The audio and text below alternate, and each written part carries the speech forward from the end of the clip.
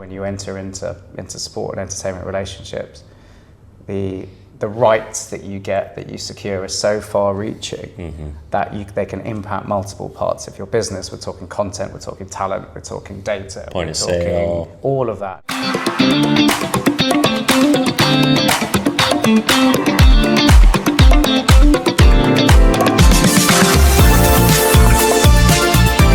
What's going on, everybody? Welcome back to another edition of the Ad Podcast. We have Alex Charkham, who is the lead strategist at Fuse here on the Crescent in a nice, beautiful, air-conditioned apartment. Hello. Thanks for coming on, man. Pleasure. Absolute pleasure. So tell us a little bit about yourself and your shop and what you guys are up to this week. Yeah, no, what a week it's coming to. It's coming to a close. Final stretch. So kind of keep these eyes open a little bit. No, so my background's in sport and entertainment partnerships, sponsorship essentially, and I work for Fuse, which sits within Omnicom, which is one of the massive advertising groups that's recently got a lot bigger as well.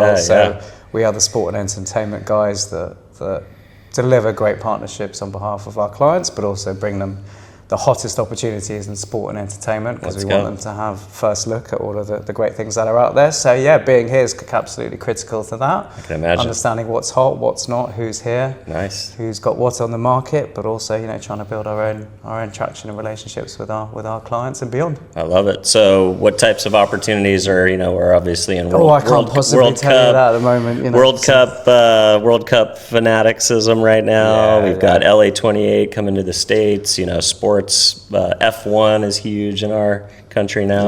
Tell us a little bit about what are the types of opportunities the clients are looking to engage with these days. The calendar is never ending and only getting bigger. You've got your Heartland Sports and Properties. You've got the Challenger Series that are now sort of springing up everywhere in terms of newer versions of sports that we know and love to attract new audiences and add a bit more rhythm, I think, to the sporting calendar.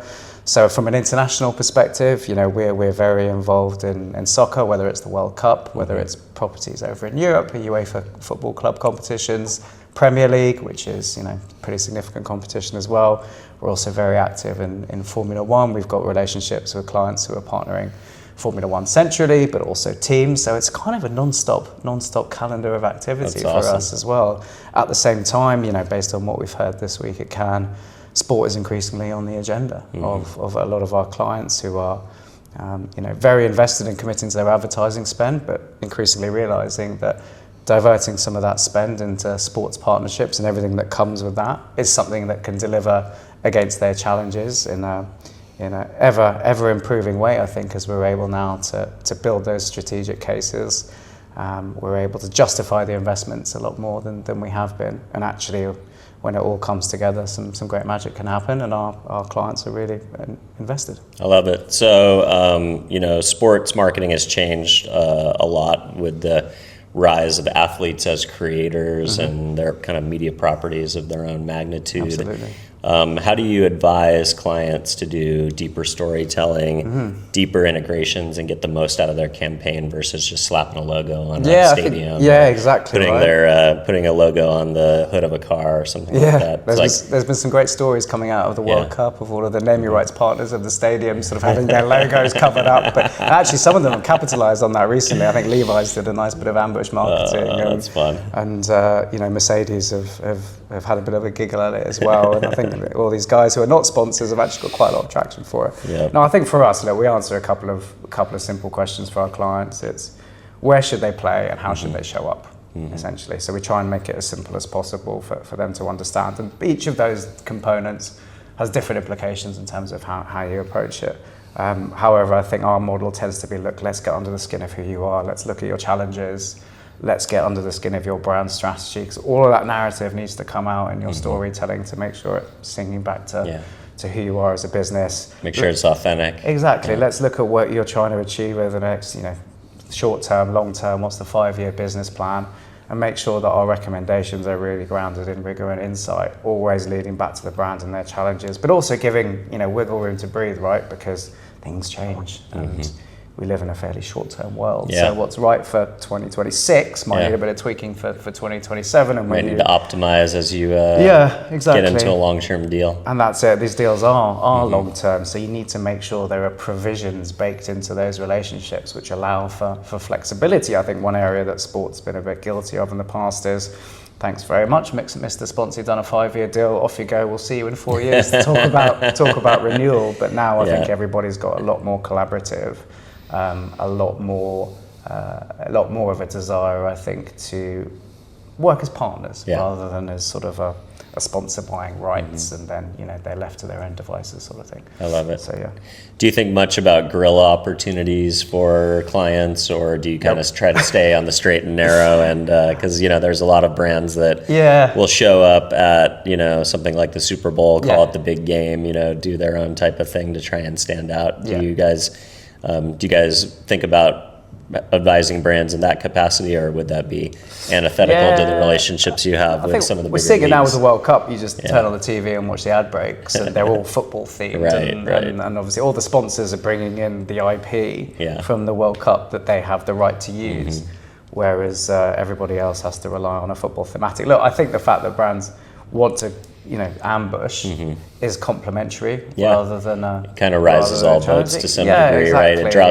It draws your attention back to why they're doing that. Yeah, right? exactly. Like, we want to play in this space, but we kind of can't afford to, or we're not allowed to. So I think for those who have the opportunity to do so, they can really double down. And actually, when you enter into sport and entertainment relationships, the rights that you secure are so far-reaching that they can impact multiple parts of your business. We're talking content, we're talking talent, we're talking data, point of sale, all of that, and obviously it all varies relative to product the brand integration. And the sector. Yeah, exactly. Like from a B2B perspective, that's always front and center. A guy interviewed yesterday already had Nick's Vans on. Yeah, exactly. Yeah, so like collaborative stuff, right? And I think we need to be like appreciative of what we do get versus worrying, I think, about what others might be doing around the fringes, because that's always going to be limited and it's always going to be regulated. You have, as part of your contractual arrangements, you seek protections against clients, against competitors who are seeking to capitalize on those cultural moments. And plenty of instances where a competitor has had a call from a rights holder going, you got to stop that because you're infringing on our IP and you haven't got the right to use it. So we do get some clients go, well, can't we just kind of pretend with it? It's like, well, you can, but actually, this is what you're missing if you do that. Yeah, and so trying to advise them on the gap. And it's probably going to be limited to sort of media and advertising, what might have a spike and a moment in time, but the enduring impact, I think, will be lost. Yeah, that makes sense. So will you talk about what you guys are seeing in the kind of the global globalization of sport? NBA, and some people could say it's as unpopular as in China as it is in the US. You have this import into the US with this moment of, in the North American market, at least with the World Cup. F1 is a recent phenomenon in the US that's taking hold quite nicely. But also the NFL doing a an off season, the Chargers going to Australia. Guys going down to Sao Paulo, Brazil.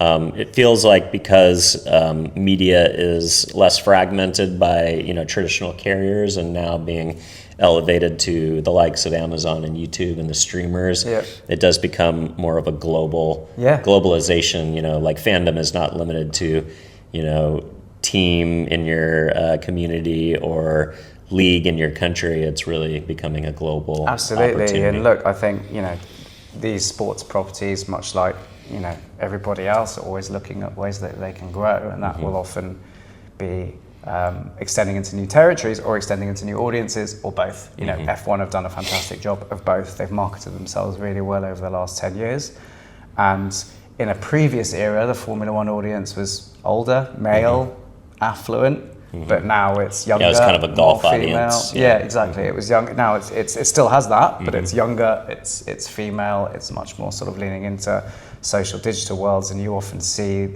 for me, the barometer of success there is what kind of brands are attracted. So F1 used to be your kind of luxury financial services. B2B. You still got that, but you've now got the likes of Kit Kat who are coming in. Everyday chocolate, or Pepsi. Everyday consumables, which now recognise the value of that proposition because of the audiences that have sort of sprung up over the last 10 years. So that's really interesting. I love what the NBA are doing. NBA Europe is launching next year, we think. Yep. Second half of next year is touted, so we're expecting to see some big announcements this summer in terms of new franchises in Europe and who's going to comprise that league. So of course, Europe in basketball in Europe is strong. You have the Euro League, you have the various domestic leagues, but I think the NBA have come in and gone, look, I think we're not capitalising on this opportunity as much as we should. Yeah. And therefore, if we can kickstart something that's underpinned by the NBA in all its glory and majesty, then I think I think their view is hopefully this is going to be too big to fail. Yeah. So it's really exciting times. It's just new, and for us as well, being first to market hopefully with these properties, they're new, they're challenger. There's going to be opportunities, but there's also going to be a little bit of risk because you don't quite know how this thing's going to pan out. But with that comes a bit of excitement. You can be a real first mover. You can get a first mover advantage quite quickly if you can buy into the proposition. If you can stomach the idea of maybe not knowing exactly what the metrics are going to look like. Yeah, just buy into the chaos and love it. Yeah. Awesome. Well, appreciate you spending some time with us today. If folks want to follow along with your thought leadership or follow you and or get in touch with the agency, where do you want to send people to stay connected? Come find us on LinkedIn or fuseint.com where there's plenty of contact details, email addresses, and let's see where we get to. Amazing. Thanks for coming in. Cheers. Bye. On YouTube, finding the right audience to build a media plan requires hours of research. And optimizing campaigns is time-consuming and a bit of a guessing game. That's why we built technology to do it for you. Strike Social.